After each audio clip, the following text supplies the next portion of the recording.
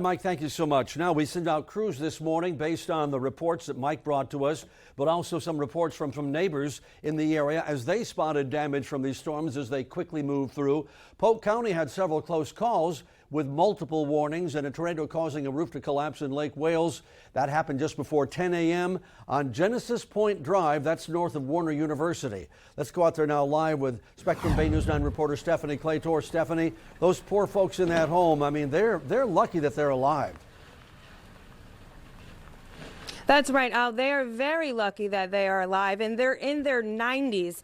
And I have in my hand just a shingle that I found lying on the ground. It's one of the many things that are on the ground right now. You can see behind me there, that is where the roof collapsed on that condo.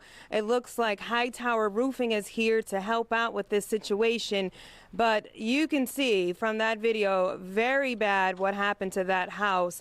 I spoke to the man who lives there, Al Wedo. He said he was in his living room watching the television. He heard a big boom, and then he said the window shattered.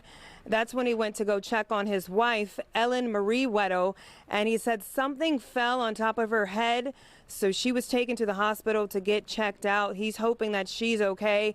And Al Wedo is a World War II veteran, and he said this whole experience just brought back memories of the war. I was on Iwo Jima when they raised the flag, and this was far more scary than that experience back then years ago. So that's all I can say about that.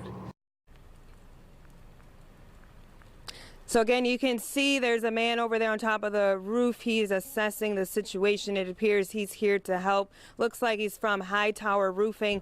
I was told by Polk County Fire Rescue that that entire unit, it's 4 units in that building, that it has been condemned and it's been ruled unsafe to live in. So all of those people will have to find somewhere else to stay tonight. And the good news is I spoke to the neighbors, the one living on the end unit next to where the roof collapsed. That woman said, you know, she's still just in shock that this happened. But the good news is that she and the other folks living in that building over there, she said they do have a friend's house to stay in.